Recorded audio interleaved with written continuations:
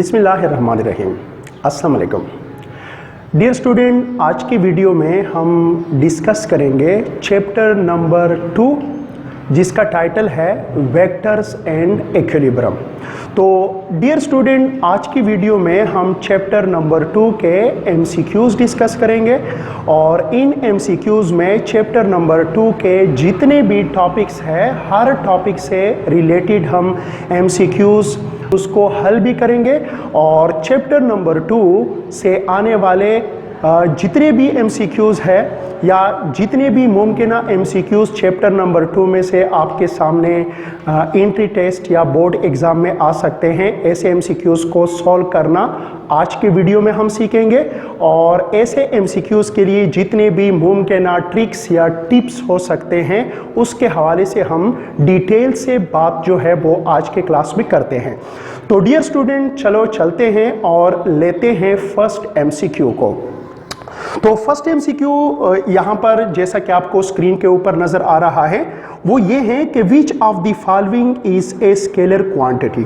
पहला ऑप्शन है the breaking force needed to stop a car, B option है the heat needed to boil some water, C option है some effort needed to hammer a nail into wood और D option है the thrust needed to lift a rocket off the ground. तो dear student, इस MCQ में आपको मुख्तलिफ quantity के हवाले से बताया गया है और आपसे पूछा गया है कि इन A B C D option में से वो कौन सा ऑप्शन है जिसमें स्केलर क्वांटिटी मौजूद है। तो डियर स्टूडेंट, पहला ऑप्शन जो है वो है क्या, वो पहला ऑप्शन इस पहले एमसीक्यू में जो पहला ऑप्शन आपको दिया गया है वो ब्रेकिंग फोर्स है। डियर स्टूडेंट, याद रखें फोर्स जिस टाइप का भी हो, all the types of forces are vector. ये एक इंतहाई अहम बात है और इसको आप अपने जहन में रखें और वो ये है कि all the types of forces are vectors. जितने भी फोर्सेस है वो सारे के सारे क्या है, वेक्टर है। अब फोर्स जो है ये वेक्टर है, वेट जो है ये फोर्स की एक किस्म है, ये भी एक वेक्टर है। इस तरह टेंशन इन द स्ट्रिंग जो है ये भी फोर्स की एक किस्म है, इस तरह ये भी क्या है, ये भी एक वेक्टर क्वांटिटी है। ड्रैगिंग फोर्स है, एयर रेजिस्टेंस है, फ्रिक्शन फोर्स है, थ्रस्ट फोर्स है, एफर्ट है। एफर्ट वो फोर्स है जो हम मशीन पर लगाते हैं, मशीन के ऊपर जो फोर्स हम लगाते हैं उसको हम एफर्ट का नाम जो है वो देते हैं। और मशीन हमारे लिए जो वजन उठाता है उसको हम लोड बोलते हैं। लोड भी क्या है, लोड भी फोर्स की एक किस्म है। और अभी आपने सीखा कि all the types of forces are vector. तो दूसरा ऑप्शन हमें दिया गया है the heat needed to boil some water. याद रखिए डियर स्टूडेंट, हीट जो है, हीट ये एक स्केलर क्वांटिटी है और इसके हवाले से भी एक अहम बात अपने जहन में रखें और वो ये है कि all the types of energy are scalar quantities. Energy की जितनी भी किस्में हैं वो सारे के सारे क्या है, स्केलर क्वांटिटी है। तो ये बात भी याद रखें, all the types of energy are scalars. ठीक है, एनर्जी की दुनिया में जितनी भी किस्में हैं वो सारे के सारे क्या है, स्केलर है। फॉर एग्जांपल आपके पास काइनेटिक एनर्जी है तो स्केलर है, पोटेंशियल एनर्जी है स्केलर है, ग्रेविटेशनल पोटेंशियल एनर्जी है स्केलर है, इलेक्ट्रिक पोटेंशियल एनर्जी है स्केलर है, न्यूक्लियर एनर्जी है स्केलर है। ठीक है, लाइट एनर्जी है स्केलर है, साउंड एनर्जी है वो क्या है, स्केलर है। तो याद रखें एनर्जी की जितनी भी किस्में हैं वो सारे के सारे क्या है, स्केलर है। और हीट भी चूंकि एनर्जी की एक किस्म है इसलिए हम कह सकते हैं कि किसी पानी के लिए जो हीट दरकार होता है ताकि हम उसको बॉयल कर सके, तो हीट जो है ये हमारे साथ क्या है, एक स्केलर क्वांटिटी है। और इसके अलावा हमें एफर्ट दिया गया है, एफर्ट फोर्स की एक किस्म है, ये भी एक वेक्टर क्वांटिटी है। थ्रस्ट जो है ये वो मैकेनिकल फोर्स हैं जो कोई इंजन किसी गाड़ी के ऊपर या एरोप्लेन के ऊपर ड्रैगिंग फोर्स के खिलाफ जो फोर्स लगाते हैं उसको हम थ्रस्ट फोर्स का नाम जो है वो देते हैं। तो थ्रस्ट भी बुनियादी तौर पर एक फोर्स है, इसलिए ये भी एक वेक्टर क्वांटिटी ही है। तो याद रखिए डियर स्टूडेंट, पहले एमसीक्यू में जो हमारे साथ दुरुस्त ऑप्शन होगा वो ऑप्शन बी जो है वो करेक्ट ऑप्शन है। बात करते हैं डियर स्टूडेंट एमसीक्यू नंबर 2 की। तो एमसीक्यू नंबर 2 क्या कहता है? एमसीक्यू नंबर 2 कहता है कि which of the following pair of quantities represent a pair of vectors. तो आपको A B C D option में मुख्तलिफ फिजिकल क्वांटिटी के कुछ पेयर दिए गए हैं और आपसे यह पूछा गया है कि इनमें से वो कौन सा पेयर है जिसमें मौजूद दोनों क्वांटिटी वेक्टर को रिप्रेजेंट करते हैं। तो पहला जो है वो हमारे साथ मास एंड वेट है, बी ऑप्शन जो है वो करंट एंड टाइम है, सी ऑप्शन जो है वो displacement and tension in the string है, और डी ऑप्शन जो है वो हमारे साथ ऑल ऑफ दीज है। मतलब A B C D option में जितने भी फिजिकल क्वांटिटी दिए गए हैं वो सारे के सारे वेक्टर क्वांटिटी है। तो डियर स्टूडेंट याद रखें, पहले पेयर में जो हमें मास और वेट दिया गया है, तो मास एक स्केलर क्वांटिटी है और वेट जो है ये एक वेक्टर क्वांटिटी है। तो इस पेयर में तो एक क्वांटिटी स्केलर जबकि दूसरी क्वांटिटी क्या है? वेक्टर है। दूसरी क्वांटिटी जो हमें दी गई है वो क्या है? करंट और टाइम है। तो याद रखें, करंट और टाइम के हवाले से अक्सर स्टूडेंट के जहन में आता है कि ये करंट, चूंकि करंट का डायरेक्शन होता है और टाइम का भी डायरेक्शन होता है, क्योंकि टाइम जो है वो हमेशा फॉरवर्ड डायरेक्शन में मूव करता है, तो करंट का भी डायरेक्शन होता है और टाइम का भी डायरेक्शन होता है। लेकिन इसके बावजूद करंट और टाइम जो है वो वेक्टर नहीं है, बल्कि टाइम और करंट जो है वो क्या है? स्केलर है। तो ऐसा क्यों होता है? ऐसा बुनियादी तौर पर इसलिए होता है कि आपके जहन में शायद वेक्टर के बारे में यह है कि वेक्टर जो है वो दो चीजों का बना हुआ होता है, मैग्नीट्यूड और डायरेक्शन। तो वेक्टर ठीक है, हम मानते हैं कि वेक्टर मैग्नीट्यूड और डायरेक्शन का बना हुआ होता है, लेकिन याद रखिए डियर स्टूडेंट, कुछ फिजिकल क्वांटिटी ऐसे भी है जैसा कि करंट और टाइम। करंट और टाइम दोनों का मैग्नीट्यूड भी है और डायरेक्शन भी है, लेकिन इसके बावजूद भी ये क्या है? ये स्केलर है। ऐसा क्यों है? ऐसा इसलिए है, याद रखें डियर स्टूडेंट, वेक्टर वो फिजिकल क्वांटिटी होते हैं जिनमें तीन बातें होती है। सिर्फ दो बातें काफी नहीं है वेक्टर को अंडरस्टैंड करने के लिए, वेक्टर में एक तीसरी बात भी होती है और वो ये होता है कि वेक्टर का मैग्नीट्यूड भी होता है, डायरेक्शन भी होता है, और दूसरी बात यह है कि जितने भी वेक्टर है वो ओबे करते हैं किस चीज को? लॉस ऑफ वेक्टर एडिशन को ओबे करते हैं। लॉस ऑफ वेक्टर एडिशन, जिसको आप हेड टू टेल रूल का नाम जो है वो भी आप दे सकते हैं, या addition of vector by rectangular component, जिसको आप एनालिटिकल मेथड का नाम भी दे सकते हैं। इसको हम बोलते हैं obeys the laws of vector addition. इसको हम लॉस ऑफ वेक्टर एडिशन का नाम जो है वो दे सकते हैं।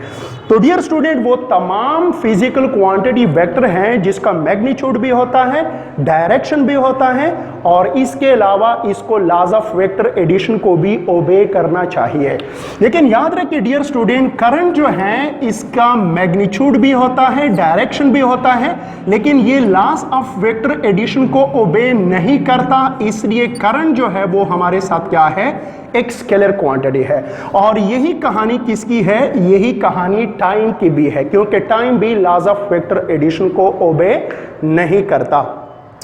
तो नेक्स्ट जो हमारे साथ ऑप्शन है वो क्या है? Displacement and tension in the string है। तो डियर स्टूडेंट याद रखें, डिस्प्लेसमेंट भी एक वेक्टर क्वांटिटी है और टेंशन इन द स्ट्रिंग चूंकि फोर्स की किस्म है तो ये भी हमारे साथ एक वेक्टर क्वांटिटी ही है।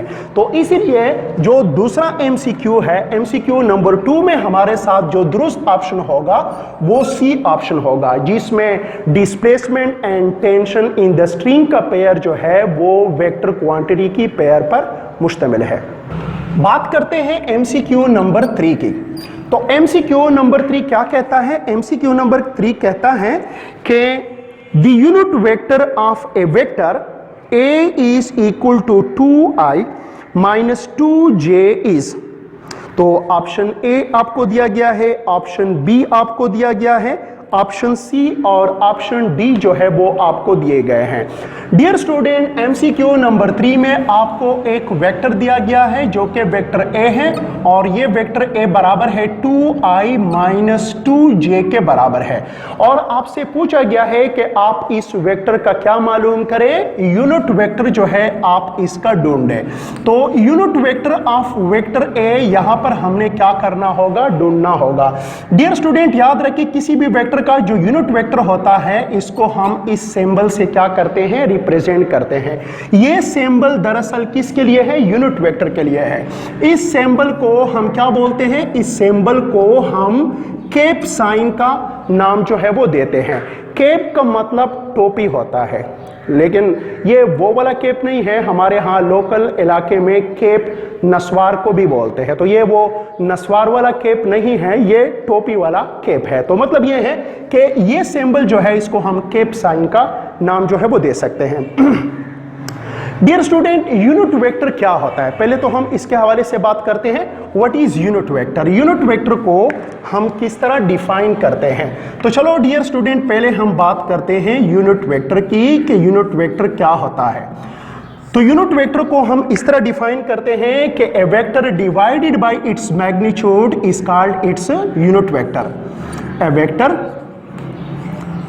Divided by its magnitude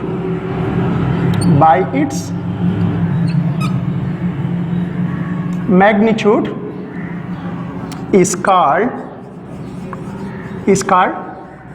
its unit vector। मतलब यह है कि अगर हमारे साथ एक वेक्टर है, वेक्टर ए, अगर हम इसको इस वेक्टर ए के मॉडुलस पर मतलब मैग्नीट्यूड पर डिवाइड करते हैं तो इससे हमारे साथ जो भी जवाब आएगा ये हमारे साथ वेक्टर ए का क्या होगा, यूनिट वेक्टर होगा। तो ये हमारे साथ दरअसल वेक्टर ए का यूनिट वेक्टर होगा। डियर स्टूडेंट, यूनिट वेक्टर के हवाले से कुछ बातें हैं वो आपको पता होना चाहिए और वो बात ये है, पहली बात ये है डियर स्टूडेंट कि unit vector gives us information about the direction of the vector. तो पहली बात जो हमने सीखनी है वो ये है कि unit vector gives us information about the direction of a vector, ये हमें किसी वेक्टर की डायरेक्शन के बारे में इंफॉर्मेशन देता है। So unit vector is always used to represent the direction of a vector. ये हमेशा किसी वेक्टर की डायमेंशन को रिप्रेजेंट करेगा। दूसरी बात ये है, the magnitude of unit vector will be always equal to 1। Unit vector का जो मैग्नीट्यूड होगा वो हमेशा 1 के बराबर होगा। तो हम कह सकते हैं कि the magnitude of unit vector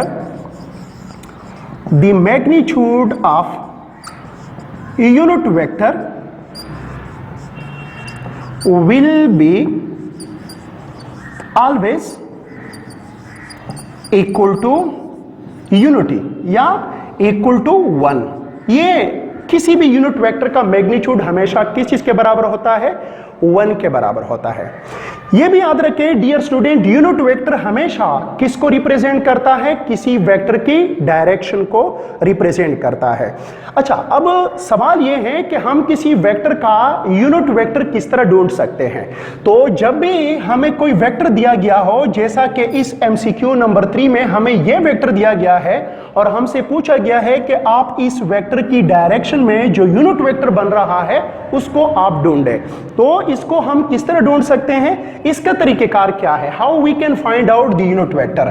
तो यूनिट वेक्टर को ढूंढने का तरीका हमारे साथ ये है कि फॉर एग्जांपल ये हमारे साथ वेक्टर ए है, ये वेक्टर ए जो है वो हमने लिखा, बहुत आसान तरीके से आप यूनिट वेक्टर मालूम कर सकते हो। यूनिट वेक्टर को मालूम करने के लिए आप वेक्टर जो आपको दिया गया है उसको आप लिखे, अब इस वेक्टर का आप मैग्नीट्यूड मालूम करें, तो इस वेक्टर ए की मैग्नीट्यूड को मालूम करने के लिए इसको हम मॉडुलस फॉर्म में लिखते हैं, और दूसरे साइड पे हम क्या करते हैं, दूसरे साइड पे मैग्नीट्यूड, किसी भी वेक्टर का अगर हम मैग्नीट्यूड लिखेंगे तो इसका तरीका ये है कि कोफिशिएंट ऑफ आई जो भी है उसका आप स्क्वायर ले लें, प्लस कोफिशिएंट ऑफ जे जो भी है उसका आप स्क्वायर ले लें, और दोनों का आप क्या करें, अंडर रूट ले लें। तो ये इस वेक्टर ए का क्या होगा, मैग्नीट्यूड होगा। अब इसको हम इस तरह भी लिख सकते हैं कि magnitude of vector A is equal to, इससे हमारे साथ आ जाएगा 4, -2 का स्क्वायर भी आता है 4, तो इसको हम इस तरह लिख सकते हैं। और यूं इसको हम लिखेंगे क्या, 8 अंडर द रूट जो है वो लिख सकते हैं। अब इसको हम इस तरह भी लिख सकते हैं कि मॉडुलस ऑफ ए जो है ये बराबर है किस चीज के, ये जो 8 है इसको हम इस तरह लिखते हैं कि 2 multiplied with 4 under the root. अब डियर स्टूडेंट इसको हम इस तरह भी लिख सकते हैं, 2 का अंडर रूट अलग लेते हैं और 4 का अंडर रूट जो है वो अलग लेते हैं। अब ये जो 4 का अंडर रूट है ये 2 के बराबर है, और 2 का अंडर रूट जो है वो 2 के बराबर होगा। अब इसको हम इस तरह भी लिख सकते हैं कि मॉडुलस ऑफ ए जो है वो किस चीज के बराबर होगा, ये 2 × 2 अंडर द रूट के बराबर होगा। अब अगर हम इस फार्मूले के जरिए हम इसको मालूम करना चाहें तो यूनिट वेक्टर ए जो है वो बराबर है किस चीज के, वेक्टर ए को लगाओ, तो वेक्टर ए जो आपके साथ है वो क्या है, 2i - 2j के बराबर है, और इसको आप तकसीम करें किस चीज पर, यूनिट वेक्टर ए के मैग्नीट्यूड पर आप इसको डिवाइड करें। तो इसको हमने वेक्टर ए के मैग्नीट्यूड पर क्या किया, डिवाइड किया। अब डियर स्टूडेंट इसको हम इस तरह भी लिख सकते हैं कि यहां से जो 2 है उसको हम कॉमन कर लेते हैं, यहां पर हमारे साथ आ जाएगा i, ये क्या होगा -j, और नीचे हमारे साथ क्या होगा, 2 × 2 अंडर द रूट आ जाएगा। अब डियर स्टूडेंट ये और ये कैंसिल आउट हो जाएंगे, और यूं हमारे साथ जो यूनिट वेक्टर ए बनेगा वो क्या होगा, वो i - j divide by 2 under the root होगा। और इसको हम इस तरह भी लिख सकते हैं कि unit vector A is equal to 1/2 under the root i -1/2 under the root into j। तो ये वाला ऑप्शन जो है वो हमारे साथ क्या है, वो हमारे साथ दुरुस्त ऑप्शन है। तो डियर स्टूडेंट इस MCQ नंबर 3 में जो हमारे साथ दुरुस्त ऑप्शन होगा वो ऑप्शन डी जो है वो दुरुस्त ऑप्शन है, क्योंकि डी ऑप्शन में आपको ये वाला ऑप्शन जो है वो नजर आ रहा है। एक और बात यहां पर जो मैं आपको बता दूं वो ये है कि आपके साथ कुछ स्पेशल किस्म के यूनिट वेक्टर भी है, जिसको हम क्या बोलते हैं, जिसको हम ऑर्थोगोनल यूनिट वेक्टर का नाम जो है वो देते हैं। तो कुछ खास किस्म के यूनिट वेक्टर भी हैं जिसको हम ऑर्थोगोनल यूनिट वेक्टर भी कह सकते हैं। तो ऑर्थोगोनल यूनिट वेक्टर क्या है, अगर ये हमारे साथ कोऑर्डिनेट एक्सिस है, this is X axis, this is Y axis, this is Z axis. अब इस सीमत में ये एक स्पेशल किस्म का यूनिट वेक्टर इस्तेमाल होता है जिसको हम आई से रिप्रेजेंट करते हैं। ये आई यूनिट वेक्टर जो है वो दरअसल अलोंग एक्स एक्सिस हम कन्वेंशनली लेते हैं। ये जो वेक्टर जे है इसको हम कन्वेंशनली, यूनिट वेक्टर जे को हम कन्वेंशनली अलोंग वाई एक्सिस लेते हैं। मतलब यूनिट वेक्टर जे जो है इससे मुराद वाई एक्सिस का डायरेक्शन होगा, और अलोंग जेड एक्सिस हम कन्वेंशनली एक यूनिट वेक्टर लेते हैं जिसको हम के का नाम जो है वो देते हैं। तो डियर स्टूडेंट याद रखें, ये जो वेक्टर आई है और ये जो वेक्टर जे है और ये जो वेक्टर के है, इसको हम क्या बोलते हैं, इसको हम ऑर्थोगोनल यूनिट वेक्टर्स का नाम जो है वो देते हैं। ये जो ऑर्थोगोनल यूनिट वेक्टर आई है ये किस चीज के बराबर है, ये बराबर है वेक्टर एक्स, किसी भी वेक्टर का अलोंग एक्स एक्सिस, जो कोई किसी भी वेक्टर का जो अलोंग एक्स एक्सिस कंपोनेंट बनता है वो, और इस एक्स एक्सिस कंपोनेंट का या इस एक्स एक्सिस वेक्टर का जो मैग्नीट्यूड बनता है, इसकी रेशियो से हमारे साथ क्या बनता है, यूनिट वेक्टर आई बनता है। इस तरह हमारे साथ जो यूनिट वेक्टर जे है ये किस चीज के बराबर होगा, vector along Y axis and magnitude of the vector along Y axis. इस तरह हमारे साथ जो यूनिट वेक्टर के है ये बराबर होगा किस चीज के, vector along Z axis and magnitude of the vector along Z axis, ये हमारे साथ होगा।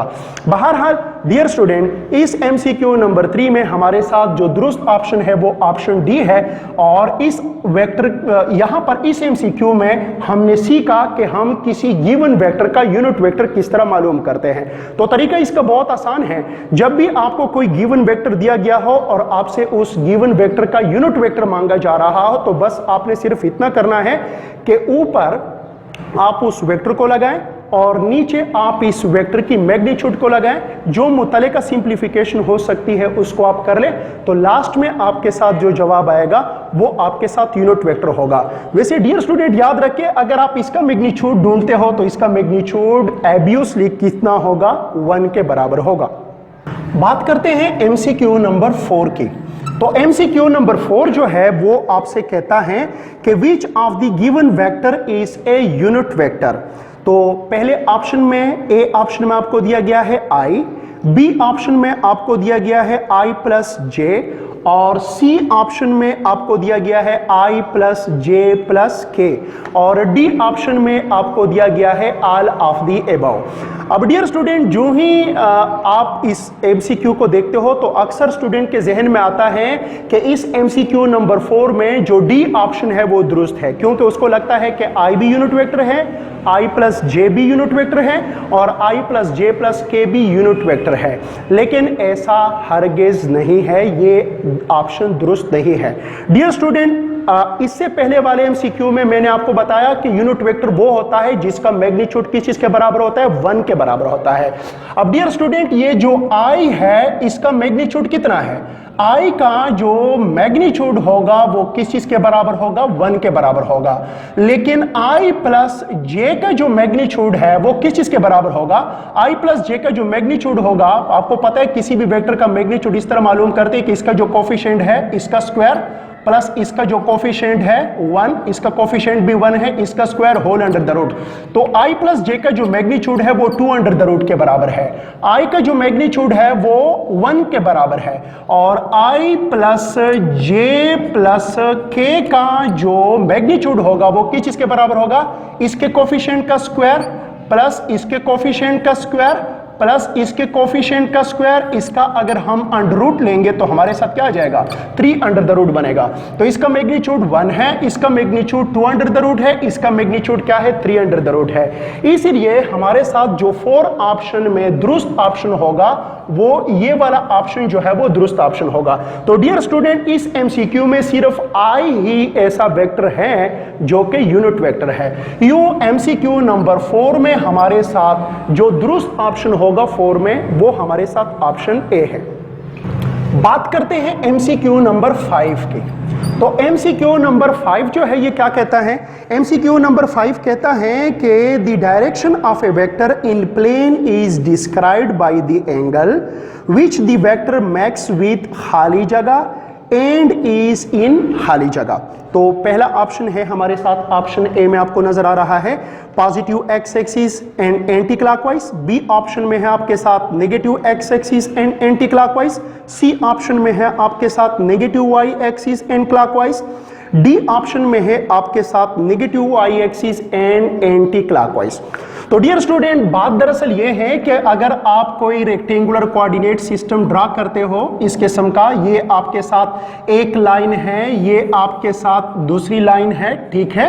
तो ये लाइन जो है इसको हम एक्स एक्सिस का नाम देते हैं, इस लाइन को हम वाई एक्सिस का नाम देते हैं। ये पॉजिटिव एक्स एक्सिस है, ये ऑरिजिन है, ऑरिजिन से ये जो हिस्सा होगा इसको हम पॉजिटिव एक्स एक्सिस कहेंगे, और ऑरिजिन से अलोंग हॉरिजॉन्टल ये जो फासला होगा इसको हम नेगेटिव वाई एक्सिस का नाम देते हैं। ऑरिजिन से इस डायरेक्शन में ये जो हिस्सा है इसको हम पॉजिटिव वाई एक्सिस बोलते हैं, और ऑरिजिन से नीचे ये जो हिस्सा है इसको हम नेगेटिव वाई एक्सिस का नाम जो है वो देते हैं।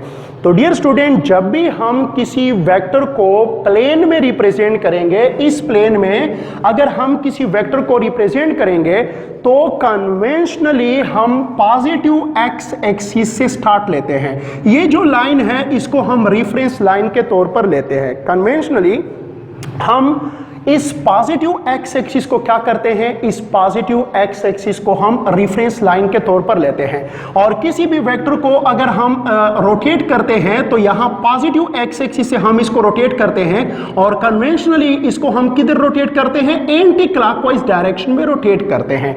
एंटी क्लॉकवाइज जिसको हम काउंटर क्लॉकवाइज भी बोलते हैं। एंटी क्लॉकवाइज का मतलब ये है कि फॉर एग्जांपल ये आपके साथ एक घड़ी है, ये 12 बजे है, ये 1 बजे है, ये 2 है, ये 3 है, 4 है, 5, 6, 7, 7 8 9 10 11। अब अगर आप इसी मत में जा रहे हो, फॉर एग्जांपल आप 3 से जा रहे हो, 2 पे 2 से जा रहे हो, 1 पे 1 से जा रहे हो, 12 पे, तो इसको हम क्या बोलते हैं, काउंटर क्लॉकवाइज बोलते हैं या एंटी क्लॉकवाइज बोलते हैं।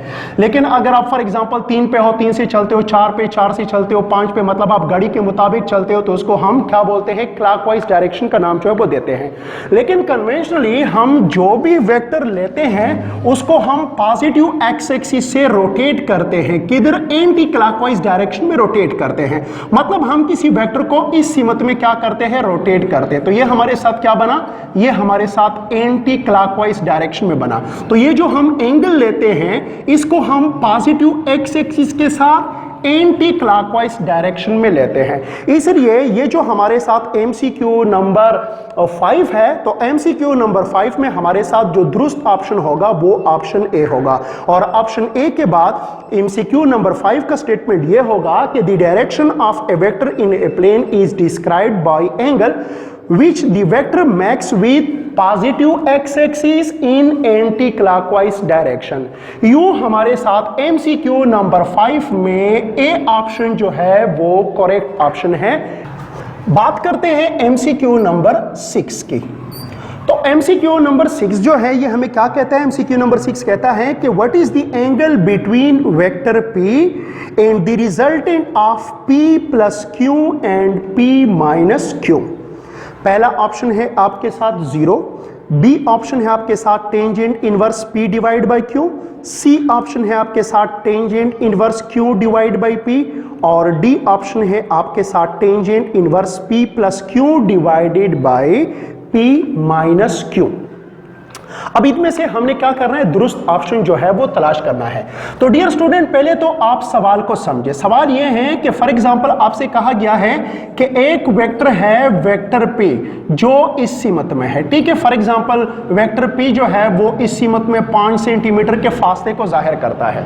फिर उसने कहा है कि एक और वेक्टर है कि जब उसको P के साथ जमा किया गया है, P plus Q vector, for example इसको हम वेक्टर A का नाम जो है वो देते हैं, ठीक है। वेक्टर A जो है ये P प्लस Q के बराबर है, और दूसरा वेक्टर जो है वो हमारे साथ वेक्टर B है, और ये किस चीज के बराबर है, ये P माइनस Q के बराबर है। तो उसने कहा है कि इन दोनों वेक्टरों का जो हमारे साथ क्या बन रहा है, रिजल्टेंट बन रहा है।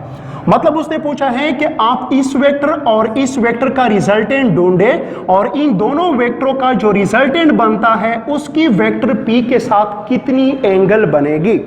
तो इस एमसीक्यू में सबसे पहला काम हमने ये करना है कि वेक्टर P, तो ये मैंने फर्स्ट कीमत जो है अपनी तरफ से कोई कीमत लिया हुआ है, वेक्टर P तो हमारे साथ क्या है, मौजूद है, ठीक है। अब हम वेक्टर A और B का रिजल्टेंट जो है वो ढूंढते हैं। तो वेक्टर A और वेक्टर B का रिजल्टेंट जो है ये फॉर एग्जांपल हमारे साथ क्या है, R है, और R जो है ये वेक्टर A और वेक्टर B का रिजल्टेंट वेक्टर है। तो यहां पर मैं A की कीमत लगाता हूं जो कि P प्लस Q है, ठीक है, और यहां पर मैं वेक्टर B लगाता हूं जो कि क्या है, P माइनस Q है। अब अगर हम इसको ऐड करते हैं तो हमारे साथ क्या आ जाएगा, P प्लस Q, और ये क्या होगा प्लस, ये क्या है P, और ये हमारे साथ क्या है, माइनस Q है।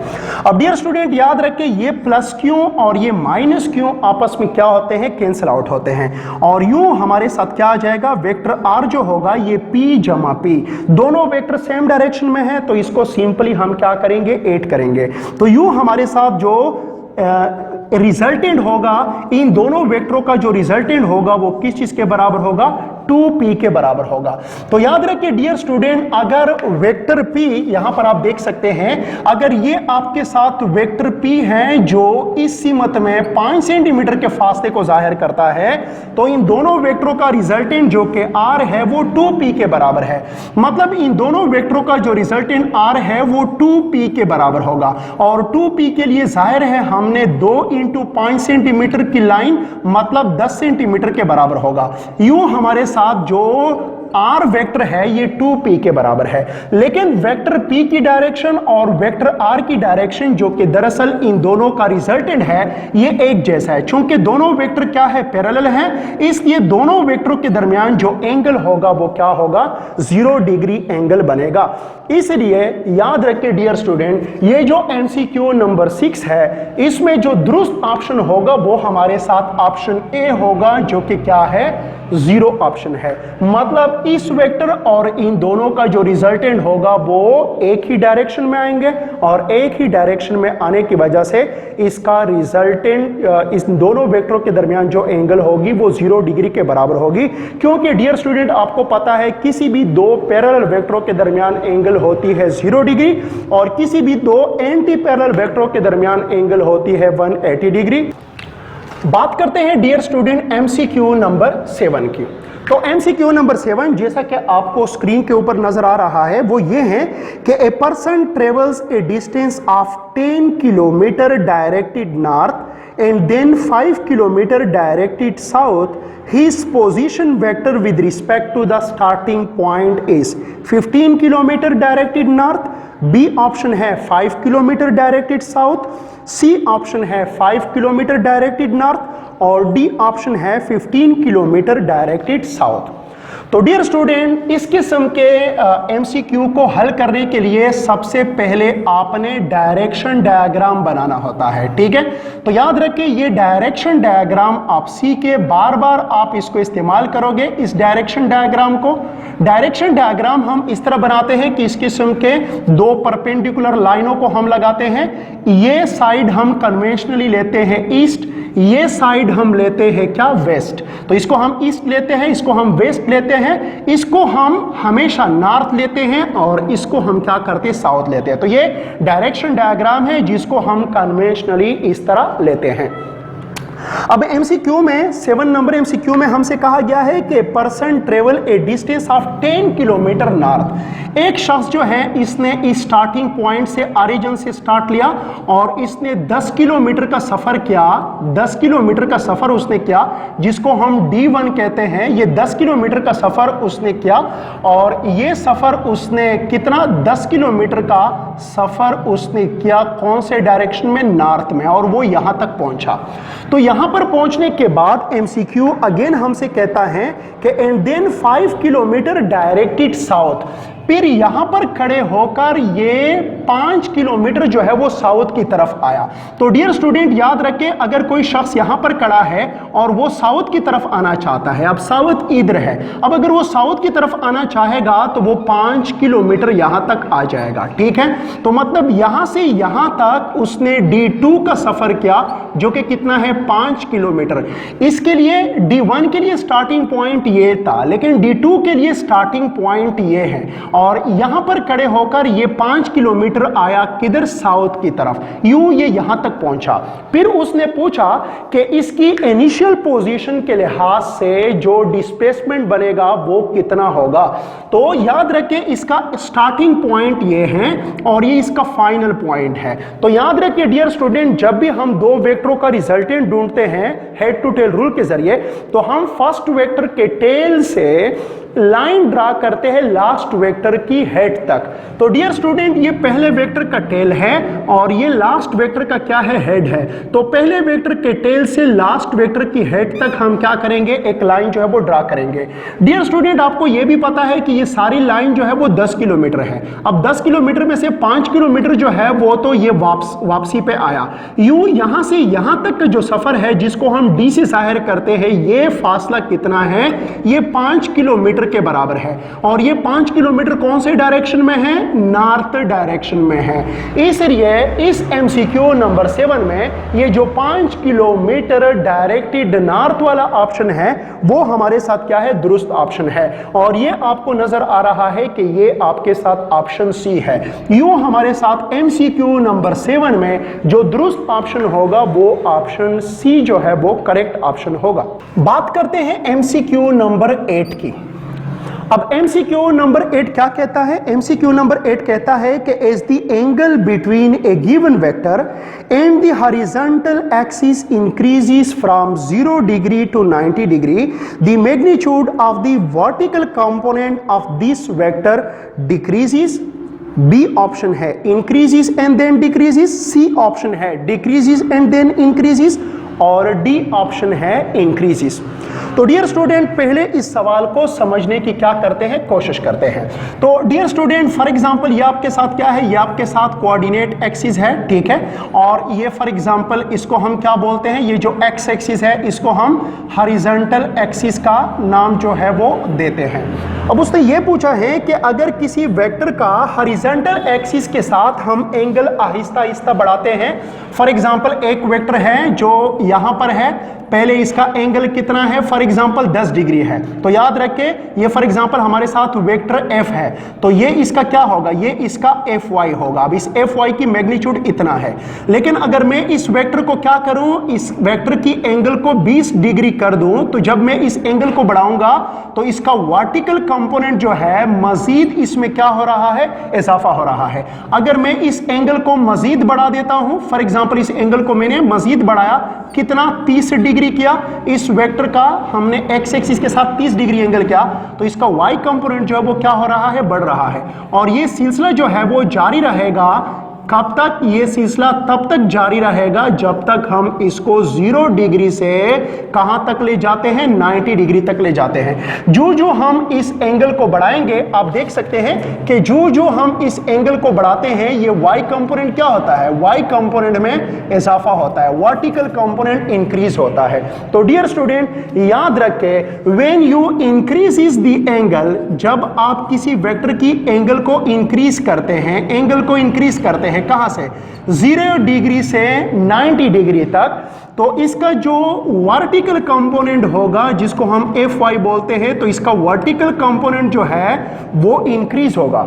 लेकिन इस MCQ में आपने एक और बात भी याद रखनी है, अगर ये हॉरिजॉन्टल कंपोनेंट के हवाले से पूछे तो हॉरिजॉन्टल कंपोनेंट को क्या होगा, हाँ बिल्कुल, हॉरिजॉन्टल कंपोनेंट जो है जिसको हम fx बोलते हैं, एंगल को 0, किसी वेक्टर की एंगल को 0 डिग्री से जब हम 90 डिग्री की तरफ बढ़ाएंगे तो इसका वर्टिकल कंपोनेंट जो है उसमें इजाफा होगा, जबकि इसका जो हॉरिजॉन्टल कंपोनेंट है वो दर्जा बदर्जा क्या होता जाएगा, डिक्रीज होता जाएगा।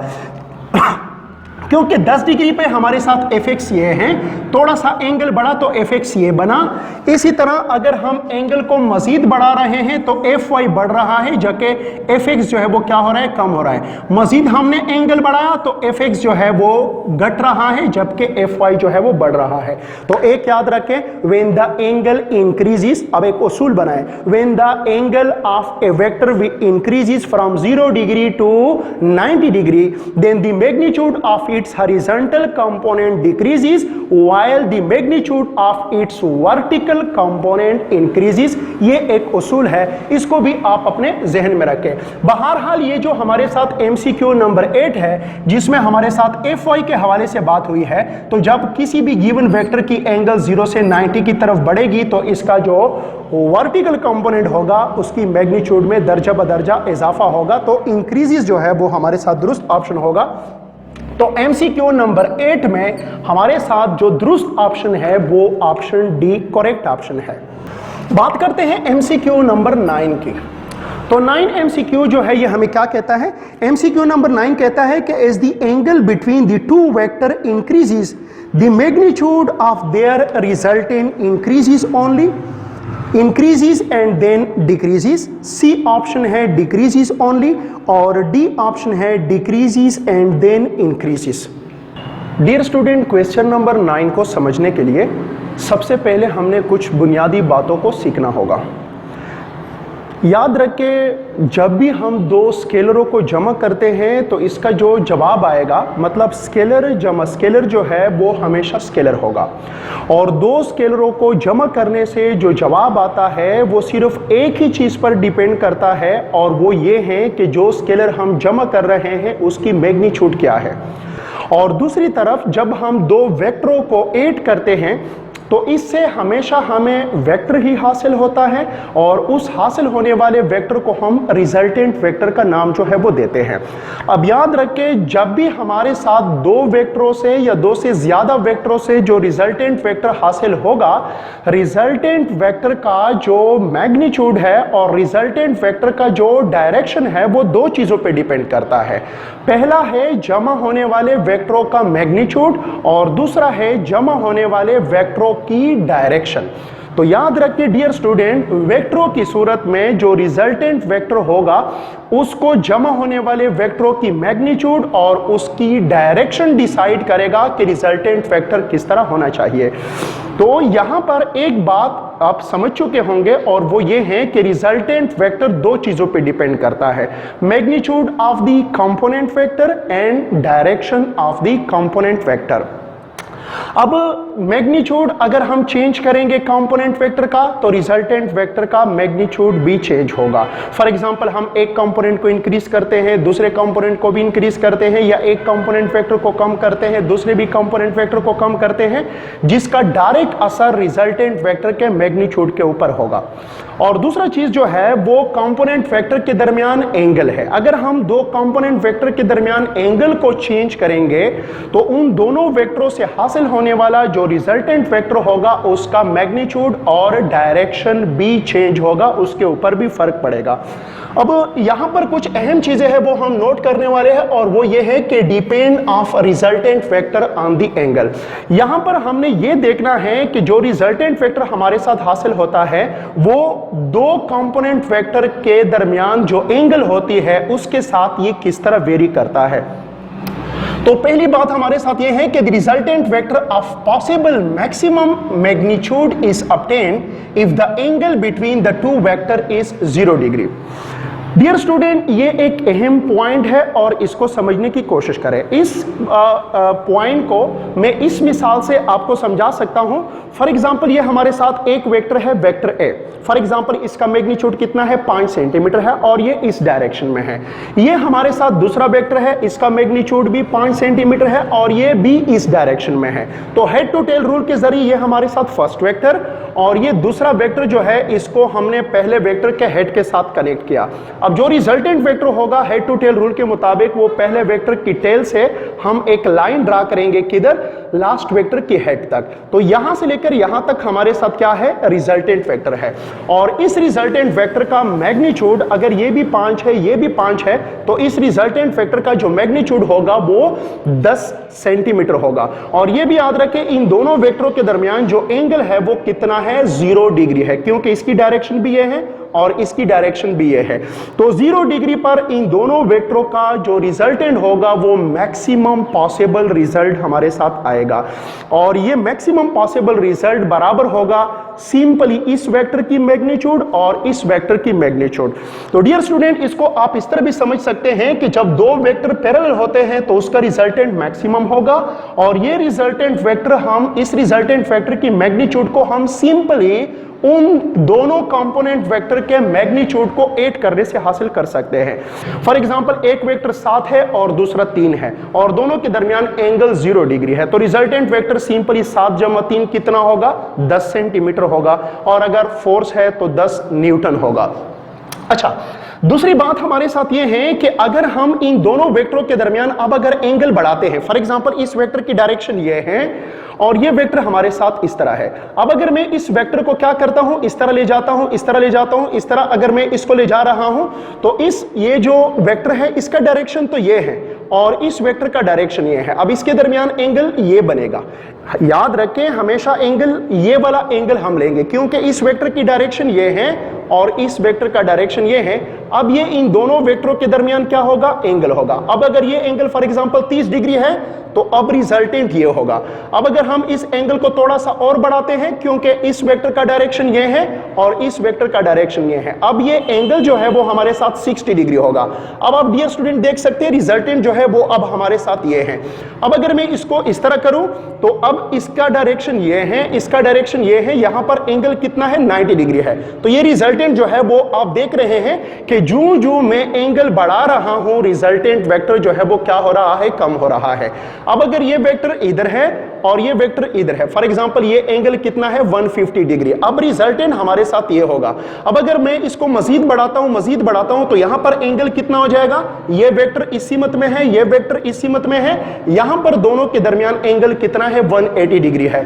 तो डियर स्टूडेंट आपने देखा कि जब हम एंगल को 0 डिग्री से बढ़ा रहे थे कहां तक, 180 डिग्री तक, तो साथ साथ जो रिजल्टेंट वेक्टर है उसकी मैग्नीट्यूड में क्या आ रही थी, कमी आ रही थी। तो यहां पर हम एक और बात सीख रहे हैं और वो ये है कि magnitude of the resultant vector is inversely proportional to the angle between the two vector.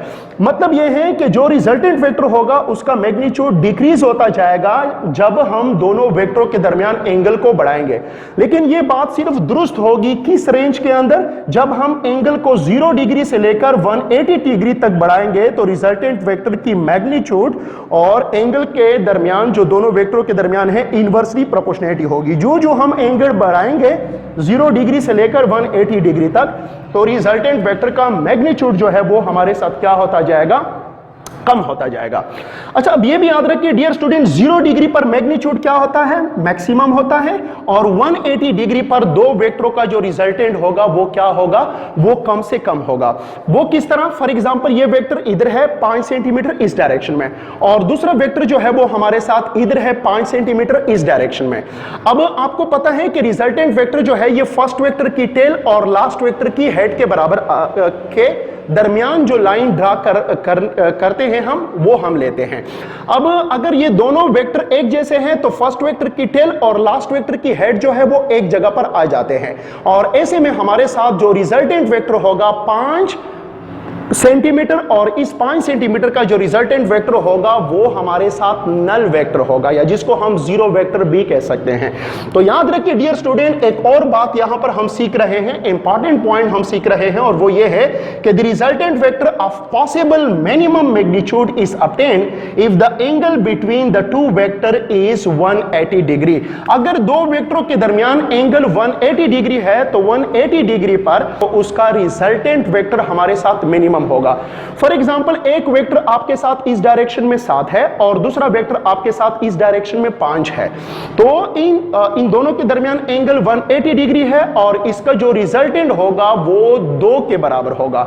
तो यहां पर डियर स्टूडेंट आप समझ सकते हैं कि जब भी हमारे साथ दो वेक्टरों के दरमियान एंगल 180 डिग्री होगी तो उन दोनों कंपोनेंट वेक्टर से जो रिजल्टेंट वेक्टर हासिल होगा उस रिजल्टेंट वेक्टर का मैग्नीट्यूड सिंपली उन दोनों कंपोनेंट वेक्टरों के मैग्नीट्यूड के सब्ट्रैक्शन के बराबर होगा। मतलब यह है कि जो मिनिमम रिजल्टेंट वेक्टर होगा और ये उस वक्त होगा जब एंगल 180 डिग्री हो और ये बराबर होगा पहले वेक्टर की मैग्नीट्यूड माइनस दूसरे वेक्टर की मैग्नीट्यूड। डियर स्टूडेंट, इस पॉइंट को अगर हम समझे कि magnitude of the resultant vector is directly proportional to the angle between the two vector, लेकिन ये बात दुरुस्त होगी जब एंगल 180 डिग्री और 360 डिग्री के माबैन हो। इसको हम किस तरह अंडरस्टैंड कर सकते हैं, इसको हम इस तरह अंडरस्टैंड कर सकते हैं कि फॉर एग्जांपल ये हमारे साथ क्या है, ये हमारे साथ एक वेक्टर है, वेक्टर ए। अब हम क्या करते हैं, दूसरा वेक्टर जो है वो हमारे साथ ये है। अब अगर हम इस वेक्टर को, ये हमारे साथ दूसरा वेक्टर है, फॉर एग्जांपल ये दूसरा वेक्टर की टेल है, ये इसका क्या है, हेड है। अब अगर मैं इसको इस तरह सेट करूं तो अब तो इस वेक्टर का जो नीचे वेक्टर है इसका डायरेक्शन ये है और ये जो वेक्टर है इसका डायरेक्शन ये है। अब अगर मैं इस एंगल को बढ़ाता हूं, इस तरह बढ़ाता हूं तो डियर स्टूडेंट याद रखें इस वेक्टर की जो ओरिजिनल एक्सिस है वो तो हमारे साथ ये है। अब एंगल हमारे साथ क्या होगा, ये होगा। अब अगर मैं मजीद इसको ले जाऊं तो एंगल हमारे साथ ये होगा, इसको अगर मैं ले जाऊं तो एंगल हमारे साथ ये होगा। तो आप देख सकते हैं कि यहां पर रिजल्टेंट वेक्टर की मैग्नीट्यूड जो है वो क्या हो रहा है, बढ़ रहा है। तो इसका मतलब ये है कि अगर एंगल 180 डिग्री से ज्यादा है और 360 के माबैन है, ऐसे में अगर हम दो वेक्टरों के दरमियान एंगल को क्या करते हैं, बढ़ाते हैं। ठीक है, ये एंगल अगर हम बढ़ाएंगे तो एंगल 180 डिग्री से क्या होता जाएगा, बढ़ता जाएगा, और यू रिजल्टेंट वेक्टर की मैग्नीट्यूड भी क्या होगा, बढ़ेगा। तो डियर स्टूडेंट, यहां पर आपने बुनियादी बातें सीखी। जब दो वेक्टर 0 डिग्री पे होते हैं तो उसका रिजल्टेंट मैक्सिमम होता है। जब दोनों वेक्टरों के दरमियान एंगल 180 डिग्री होती है तो उसका जो रिजल्टेंट वेक्टर होगा उसका मैग्नीट्यूड मिनिमम होगा। 0 डिग्री से लेकर 180 डिग्री तक अगर आप एंगल बढ़ाते हो तो रिजल्टेंट वेक्टर का मैग्नीट्यूड डिक्रीज होगा। 180 डिग्री से 360 डिग्री तक अगर आप एंगल बढ़ाते हो तो रिजल्टेंट वेक्टर का मैग्नीट्यूड जो है वो भी क्या होता जाएगा, बढ़ता जाएगा। इसके साथ इस रेंज में इनवर्सली प्रोपोर्शनलिटी है और यहां पर हमारे साथ डायरेक्टली प्रोपोर्शनलिटी।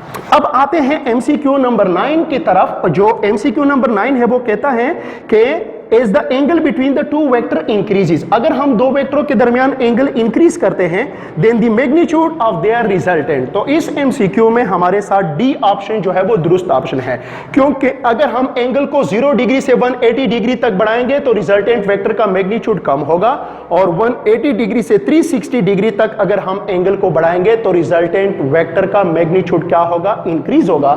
इसलिए इस एमसीक्यू नंबर 9 में हमारे साथ जो दुरुस्त ऑप्शन है वो हमारे साथ ऑप्शन डी जो है वो हमारे साथ करेक्ट ऑप्शन है। बात करते हैं एमसीक्यू नंबर 10 की। अब एमसीक्यू नंबर 10 जो है ये क्या कहता है, एमसीक्यू नंबर 10 कहता है कि the magnitude of the resultant of 3i + 4j is, पहला ऑप्शन है 1, बी ऑप्शन है 5, सी ऑप्शन है 7 और डी ऑप्शन है 25। अब डियर स्टूडेंट सवाल को समझने की कोशिश करें। यहां पर हमें बताया गया है कि एक वेक्टर a जो है वो क्या है, वो 3i के बराबर है। दूसरा वेक्टर जो है हमारे साथ वेक्टर b है और ये 4j के बराबर है। इन दोनों का जो रिजल्टेंट वेक्टर होगा वो किसके बराबर होगा और वो हम किस तरह ढूंढ सकते हैं। डियर स्टूडेंट इन दोनों वेक्टरों को ग्राफिकली हम इस तरह भी ड्रा कर सकते हैं। ये हमारे साथ x एक्सिस है, ये हमारे साथ क्या है, y एक्सिस है। अब ये वेक्टर a जो है ये 3 यूनिट है, 3 सेंटीमीटर या 3 मीटर है अलोंग x एक्सिस, तो इसको हम इस तरह ड्रा करते हैं। फॉर एग्जांपल ये हमारे साथ 3i वेक्टर है और ये जो b है इसको हम इस तरह ड्रा करते हैं। ये हमारे साथ क्या है, ये हमारे साथ 4j वेक्टर b जो है वो हमारे साथ इस डायरेक्शन में है। तो इन दोनों वेक्टरों का रिजल्टेंट हमने ढूंढना है। तो इन दोनों वेक्टरों का जो रिजल्टेंट है वो हम इस तरह हासिल कर सकते हैं कि इसको यहां से एक्सटेंड करें, इसको यहां पर एक्सटेंड करें, इन दोनों पॉइंट पर ये दोनों मिल जाएंगे तो ये इन दोनों का क्या है, रिजल्टेंट वेक्टर r है। और इस रिजल्टेंट वेक्टर r को हम इस तरह हासिल कर सकते हैं कि रिजल्टेंट वेक्टर r जो है ये बराबर होगा vector a plus vector b के बराबर होगा। अब इसको हम इस तरह भी लिख सकते हैं कि r is equal to vector a को हम 3i लिखते हैं प्लस वेक्टर b की जगह पर हम क्या लिखते हैं, 4j जो है वो हम लिखते हैं। अब हमने इस वेक्टर r जो है इसका हमने मैग्नीट्यूड ढूंढना है। तो डियर स्टूडेंट आपको पता है किसी भी वेक्टर का जो मैग्नीट्यूड है वो हम इस तरह ढूंढते हैं कि जो i का कोफिशिएंट है उसका स्क्वायर लेते हैं प्लस जो j का कोफिशिएंट है जो कि 4 है उसका स्क्वायर लेते हैं और इन सब का हम as a whole under root लेते हैं। इससे हमारे साथ आ जाएगा 9, इससे हमारे साथ आ जाएगा 16 और ये हमारे साथ क्या बनेगा, अंडर द रूट बनेगा। ये हमारे साथ 25 अंडर द रूट होगा। यूं हमारे साथ जो रिजल्टेंट वेक्टर होगा वो 25 का अंडर रूट मतलब कितना होगा, 5 के बराबर होगा। साथ में जो यूनिट यहां पर है वही यूनिट यहां पर भी होगा। इस लिहाज से ये जो हमारे साथ एमसीक्यू नंबर 10 है इसमें जो हमारे साथ दुरुस्त ऑप्शन होगा वो हमारे साथ ऑप्शन बी जो है वो करेक्ट ऑप्शन है। तो इस एमसीक्यू में बी ऑप्शन करेक्ट ऑप्शन है। बात करते हैं एमसीक्यू नंबर 11 की बात करते हैं। तो एमसीक्यू नंबर 11 जो है ये हमें क्या बताता है, एमसीक्यू नंबर 11 बताता है कि the resultant of two vector one is double in magnitude than the other. Dear student हमें बताया गया है कि दो वेक्टरों का रिजल्टेंट, इसके बाद क्या है, कमा है। अब हमें ये इन दोनों वेक्टरों के दरमियान ये जो कमा है ये हमें बताता है इन दोनों वेक्टरों की कुछ कैरेक्टरिस्टिक बताते हैं।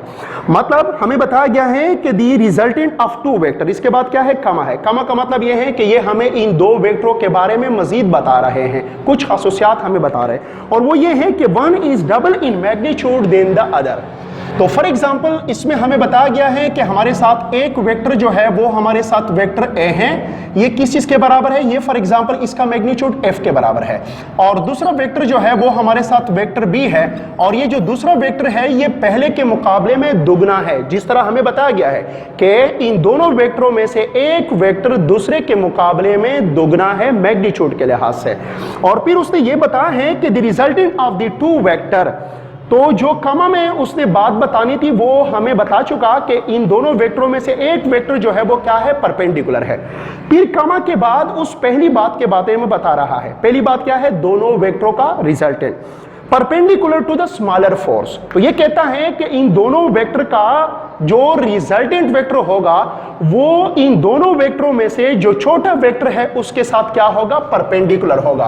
तो छोटा फोर्स जो है या कम फोर्स जो है वो हमारे साथ वेक्टर ए है, तो जो रिजल्टेंट वेक्टर बनेगा ए और बी का जो रिजल्टेंट होगा वो दरअसल इस वेक्टर ए के साथ क्या होगा, परपेंडिकुलर होगा। और आखिर में उसने पूछा है कि the angle between the two forces is, मतलब यह है कि इस फोर्स और इस फोर्स के दरमियान जो एंगल है जिसको हम थीटा कहते हैं, इसको हमने ढूंढना होगा, इसको हमने फाइंड आउट करना होगा। तो चलो डियर स्टूडेंट, इसको हम एक डायग्राम के जरिए क्या करना चाहते हैं, साबित करना चाहते हैं। फॉर एग्जांपल वेक्टर ए जो है वो हमारे साथ ये है, ये हमारे साथ वेक्टर ए है और इसका मैग्नीट्यूड जो है वो हमारे साथ क्या है, एफ है। दूसरा वेक्टर जो है वो हमारे साथ वेक्टर बी है और फॉर एग्जांपल वेक्टर बी जो है इसका मैग्नीट्यूड इसके मुकाबले में कितना है, दुगना है। तो ये वेक्टर बी जो है वो फॉर एग्जांपल इस डायरेक्शन में है और ये 2f के बराबर है।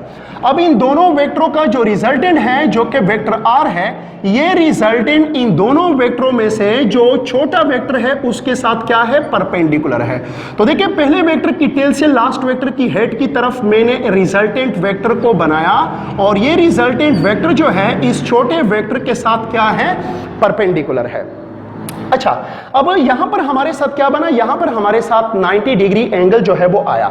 अब सवाल में उसने क्या पूछा है, सवाल में उसने पूछा है कि ये जो वेक्टर ए है और ये जो वेक्टर बी है इसके दरमियान आपने एंगल ढूंढनी है। याद रखिए इन दोनों वेक्टरों के दरमियान जो अंदरूनी एंगल है वो फॉर एग्जांपल हमारे साथ क्या है, वो फॉर एग्जांपल हमारे साथ लेट सपोज हमारे साथ फाई है। और ये भी याद रखें इन दोनों वेक्टरों के दरमियान जो एंगल है जो हमसे मांगी गई है वो थीटा है।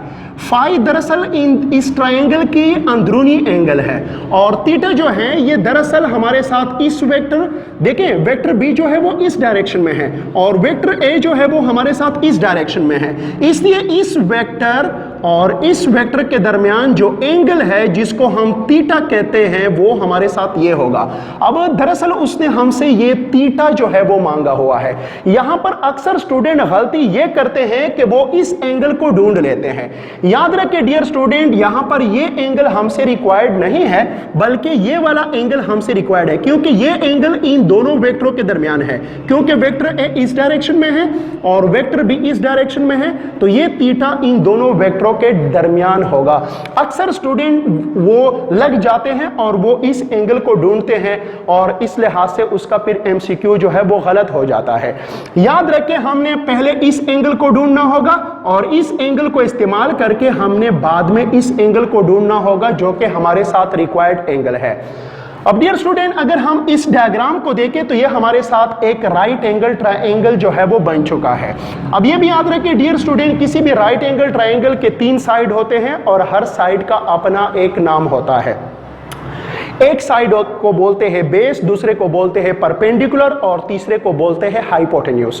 अब डियर स्टूडेंट ये भी याद रखें, जिस साइड पर 90 डिग्री एंगल होती है और अननोन एंगल होती है जैसा कि ये है, उस साइड को हम क्या बोलते हैं, बेस बोलते हैं। 90 के सामने जो साइड होता है उसको हम हाइपोटेन्यूज बोलते हैं और जो बाकी रह जाता है वो हमारे साथ क्या होता है, परपेंडिकुलर होता है।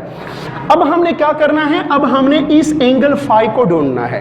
अब फाई को ढूंढने के लिए अमूमन हम टेंजेंट थीटा को इस्तेमाल करते हैं, लेकिन यहां पर अगर हम टेंजेंट थीटा को इस्तेमाल ना करें तो बेहतर होगा, क्योंकि डियर स्टूडेंट आप टेंजेंट थीटा को तब इस्तेमाल कर सकते हो या टेंजेंट फाई को अब तब इस्तेमाल कर सकते हो जब आपको परपेंडिकुलर बटा हुआ बेस का पता हो। लेकिन यहां पर हमारे साथ मसला यह है कि इस परपेंडिकुलर की वैल्यू कितनी है, इसका लेंथ कितना है, इसके बारे में हमें कुछ भी पता नहीं है। अगर हम साइन थीटा इस्तेमाल करेंगे तो साइन थीटा में भी परपेंडिकुलर बटा हुआ हाइपोटेन्यूज होता है और अगेन यहां पर हमें परपेंडिकुलर का पता नहीं है। लिहाजा इस एमसीक्यू में इस फाई को ढूंढने के लिए टेंजेंट और साइन की बजाय अगर हम कास फाई इस्तेमाल करें तो ज्यादा बेहतर होगा और प्रोसेस हमारे लिए आसान भी हो जाएगी। अब कास फाई जो है ये आपको पता है, कास फाई बराबर होते हैं बेस बटा हुआ हाइपोटेन्यूज के।